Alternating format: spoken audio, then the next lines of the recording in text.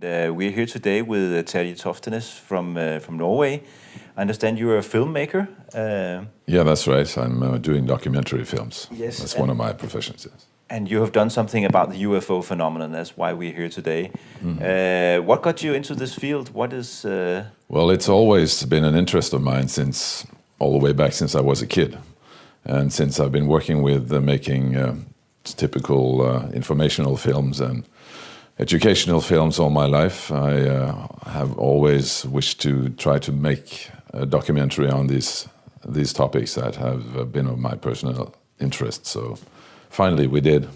And in 2008 we did a documentary on the Hessdalen phenomenon.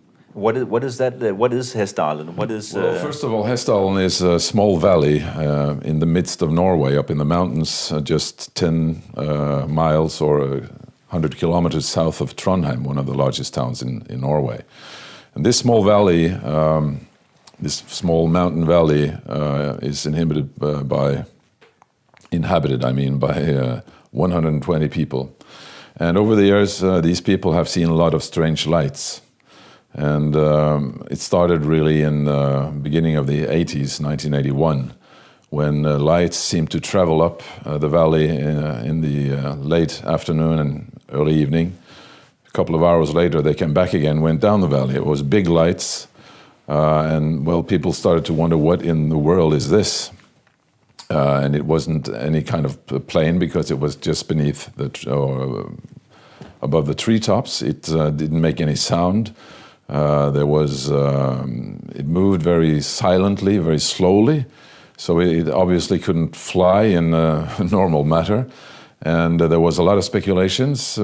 Some people thought it was some kind of light reflection or whatever, but it didn't work that either. So it attracted, over the coming months, it attracted a lot of attention. And the military was there to try to find out what it was. The Norwegian Broadcasting was there and filmed it several times. And a lot of people came to see it.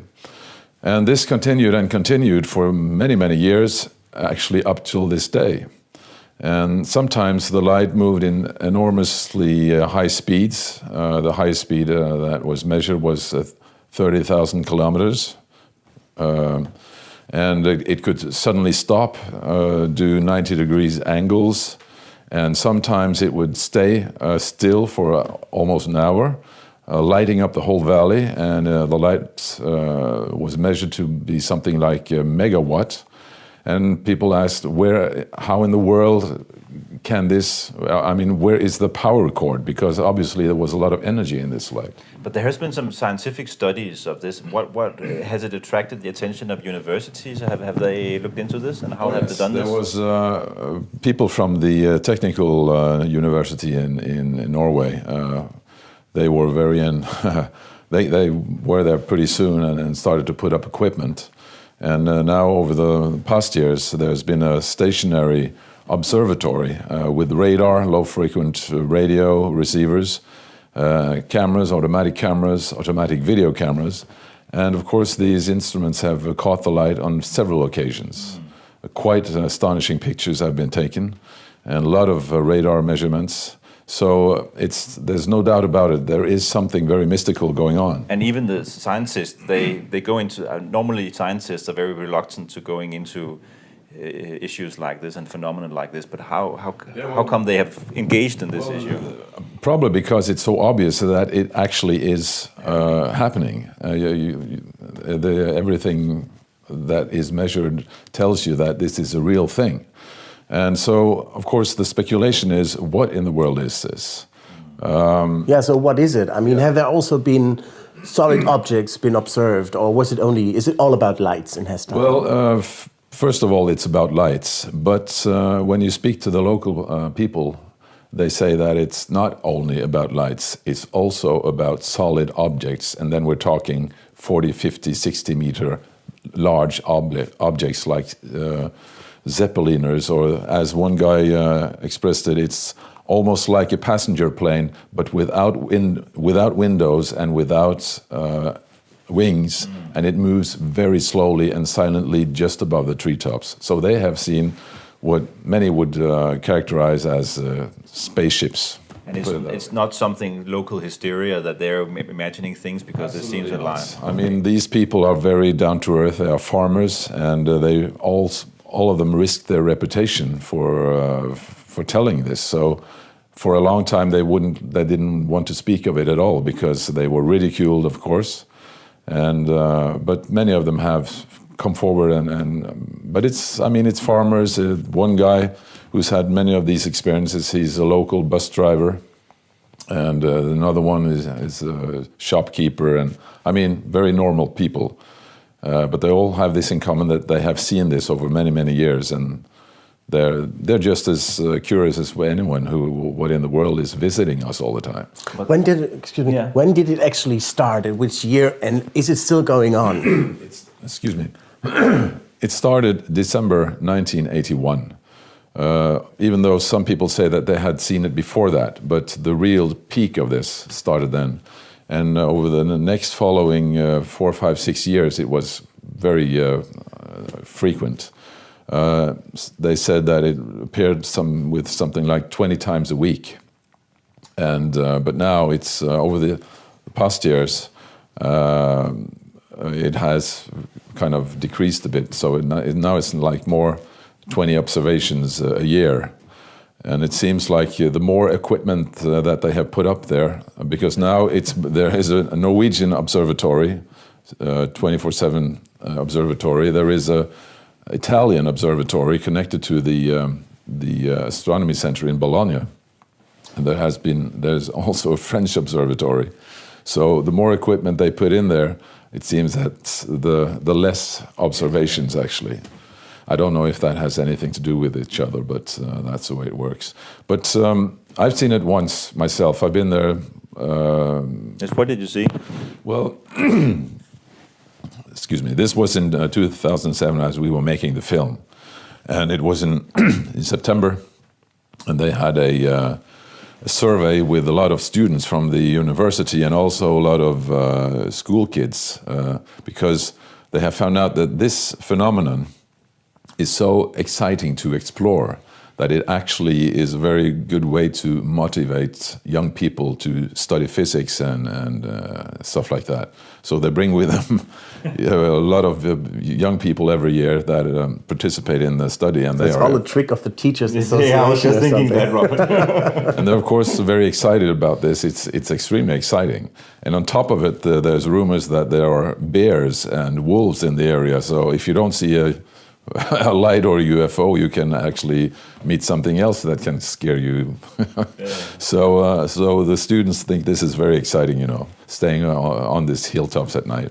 But what I saw, I was sitting with a group of students on a hilltop, and I had 3 video cameras pointing in 3 directions, a still camera, just sitting and watching. It was a very nice night with a clear sky of stars, pretty cold, around 0 degrees. And we were sitting there talking, and then suddenly there was a flash right above our heads, just like someone was flashing with a big photo camera. And we looked up, and there were 2 big glowing bulbs or balls. And it was impossible to say if they were 100 meters or a kilometer or even 10 kilometers above our heads, but you could see it very clearly against the dark sky. Do you have it on video? I'll come to that. But they were moving. These balls were moving in parallel. There was not any physical connection, but they were moving like they were connected for like 20 seconds, and then suddenly it just shot into the cosmos.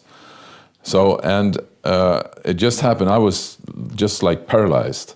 And after the whole thing was over, I, of course, remembered that I hadn't been able to push a single camera button because I was just so paralyzed by it, So it's an extraordinary story. Yeah, and this is kind of this is often what happens when people see things like this, yes. Because it shocks you to an extent where you forget to push your camera to call people. You're just so kind of into the situation that everything else is doesn't matter, you know. So unfortunately, I didn't get any pictures. But that light was recorded on the automatic cameras, and also on the radar they could see it. Yeah. What do you think the scientists who have been there? I mean, there must be several, at least maybe 5 or 10 or even more scientists. What is the main hypothesis what do they think that the explanation is? I mean, they don't draw any conclusions, I gather, but...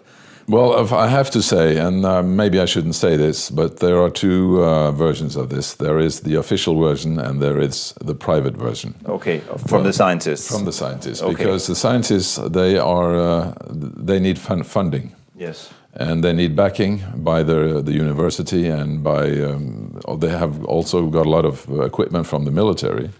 And if they should use a word like a UFO, they wouldn't get much funding. So they have named this the Hessdal phenomenon, an unknown natural phenomenon. But so that's kind of the official thing that they're trying to study, an unknown natural phenomenon. So they call it a natural phenomenon, unknown natural phenomenon. Yeah. But when you speak to them on off camera, the word UFO pops up very often, of course. So have there ever been beings? Yes, and this is what I found most interesting. I mean, this light is, of course, very interesting because it's of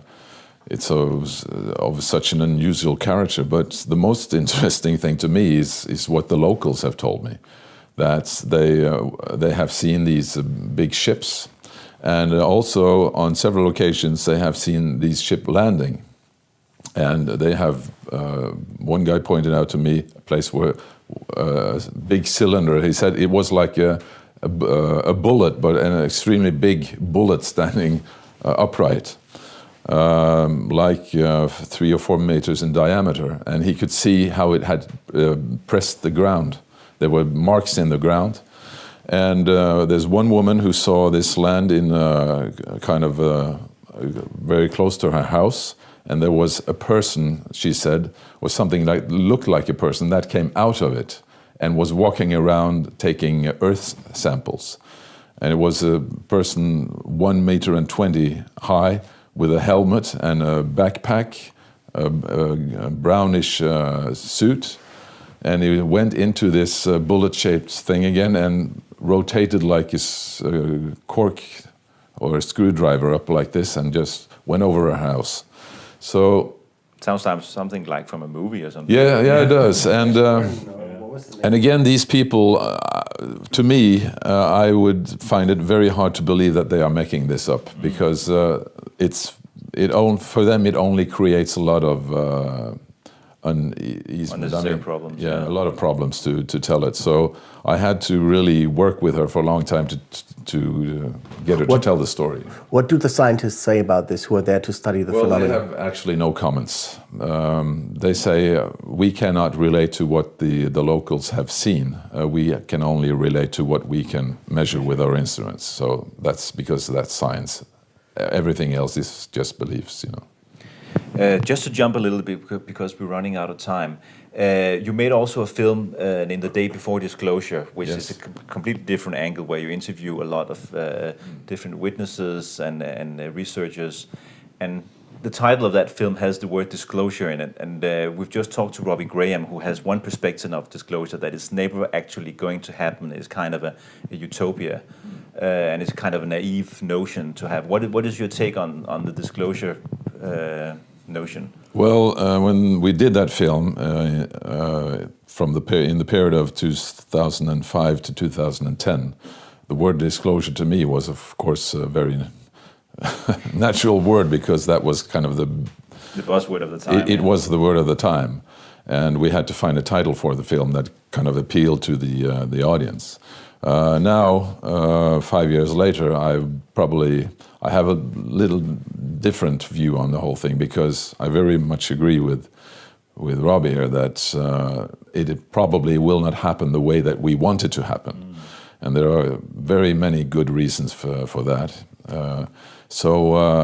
I think there's no politician on earth who will risk his reputation by trying to bring this or surface this topic. it's a true career killer. So if it will happen the way that we want it to happen, I guess something extraordinary must come up first. I mean, if there is a landing on the White House lawn, as everyone wants to, maybe that will start it up. But I don't think that will happen either. Absolutely. If you were an ant researcher and you were about to study an ant hill, would you start your research by establishing diplomatic ties with the ant queen? Well, that's a good question. Yeah. I don't know. But perhaps it's just a matter of getting more and more information. Disclosure is just about a little information coming out and more information out. So what is there actually to disclose, and who knows what? I mean, people constantly refer to the government, but who is the government really? I mean, it's many agencies and many people, and there's also the point of that a lot of this information have gone to corporations instead. So what can they disclose? They don't have to disclose anything. I think the whole thing is very messy. Yeah. But one thing that I think is very good is that the fear factor is not as big as many people have expected. And I've always said to myself that if the case is that we are going to be invaded by aliens, I guess they would have done that decades ago or thousands of years ago. So the fact that no one seems to really have been hurt or have been, okay, people that claim to have been in contact with them sometimes get very traumatized on a psychological level. But I mean, it seems to me that there's nothing to really be afraid of. We are not going to be invaded. We are not, and if if we have contact, it seems to me that it will be of a friendly kind. So okay. I really look forward to that one, if I'm here when it happens. Last question. Any current projects? Is there going to be a new film out soon? Well, we are working right now on a film more on where the topic is the merging of science and spirituality and the research into consciousness, because that's one of the main, I mean, everyone knows that we have a consciousness, but science cannot tell us what it is. It's called the heart problem in science. And I think that is kind of the key to open up for a new understanding of the nature of reality, which we perceive with our five senses just a part of reality, and there's much, much more behind it. And to me, that's extremely fascinating, and that will always also probably bring us closer to find out what's actually going on around us and who are visiting us, and so on. So it's very interconnected with the UFO topic as well. So it's going to be out soon, I guess? Well, we have said that it's coming out very soon for the last 3 years, but it's a huge project, and of course we can't work every day on it because we have to make a living as well. But probably early 2015, this film will be finished. Yes. Okay, unless the aliens will land and steal your material. Thank you very much, Terje. Thank you so much for having me. Thank you.